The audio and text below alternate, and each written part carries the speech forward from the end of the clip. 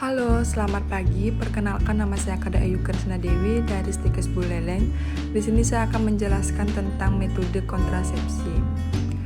Apa itu keluarga berencana? Keluarga berencana adalah upaya mengatur kelahiran anak, jarak dan usia ideal melahirkan, mengatur kehamilan melalui promosi, perlindungan, bantuan sesuai dengan hak reproduksi untuk mewujudkan keluarga yang berkualitas menurut BKKBN 2015.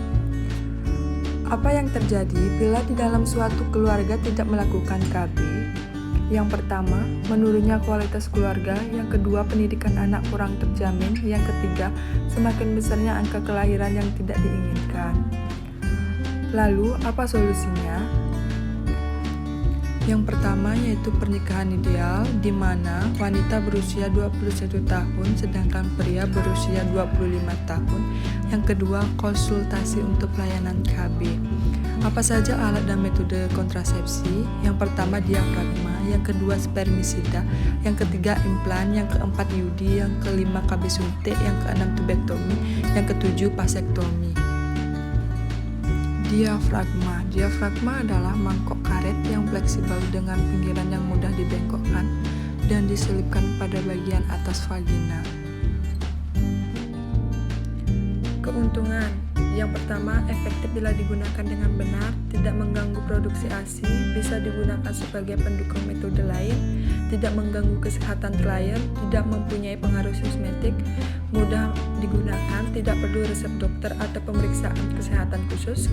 Kekurangan: berhasil mencegah kehamilan tergantung dari keputusan cara pengguna. Penggunaan harus menunggu 10-15 menit setelah aplikasi sebelum melakukan hubungan seks. Efektivitas penggunaan hanya 1-2 jam. Spermisida adalah zat kimia yang dapat melumpuhkan sampai mematikan spermatozoa sebelum bergerak ke dalam traktus genitalia interna. Cara kerjanya menyebabkan sel membran sperma terpecah, memperlambat pergerakan sperma, menurunkan kemampuan pembuluh sel telur. Manfaat: efektif seketika, tidak mengganggu produksi ASI, bisa digunakan sebagai pendukung metode lain, tidak menggunakan kesehatan klien, tidak mempunyai pengaruh kosmetik, mudah digunakan, meningkatkan lubrikasi selama hubungan seks, tidak perlu resep dokter atau pemeriksaan khusus.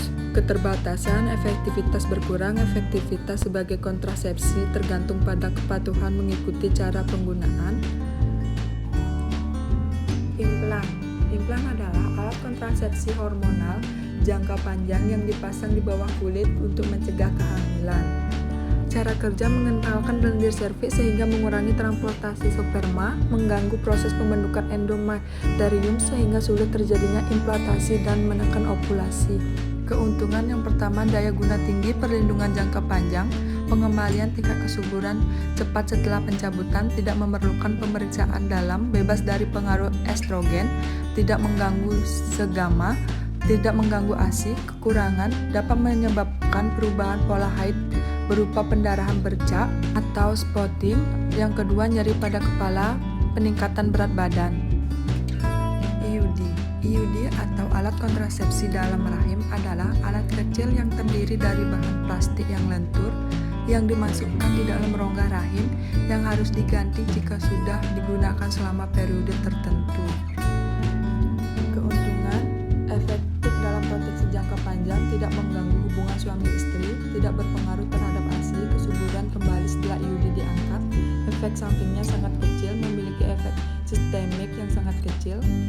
Kekurangan: haid yang berlebih, nyeri haid, meningkatkan risiko infeksi radang panggul, IUD yang terlepas keluar, perfosi uterus, usus dan kandung kemih, posisi IUD yang salah, sedikit, meningkatkan risiko kehamilan ektopik bila ada kegagalan.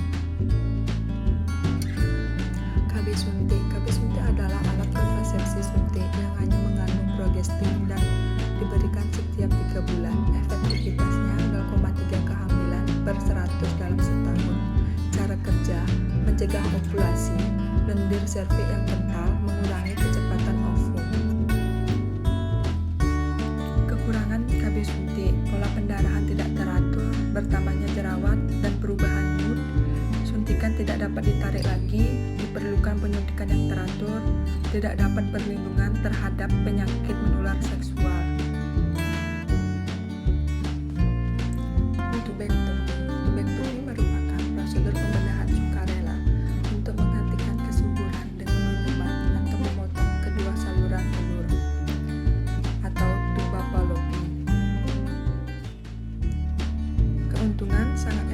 bersifat permanen, tidak mempengaruhi produksi ASI, tidak ada efek samping dalam jangka panjang, tidak ada perubahan dalam fungsi seksual, kekurangan tidak dapat dipulihkan kembali. Vasektomi. Vasektomi adalah prosedur medis yang menghentikan aliran sperma pria dengan jalan melakukan penutupan saluran sperma sehingga alur transportasi sperma terputus. Kelebihan: perlindungan terhadap terjadinya kehamilan sangat tinggi, tidak akan mengganggu ereksi, tidak mengganggu seksual suami istri, tidak mengganggu produksi ASI. Kekurangan: tidak dapat dilakukan oleh orang yang masih ingin mempunyai anak lagi, harus dilakukan dengan tindakan pembedahan.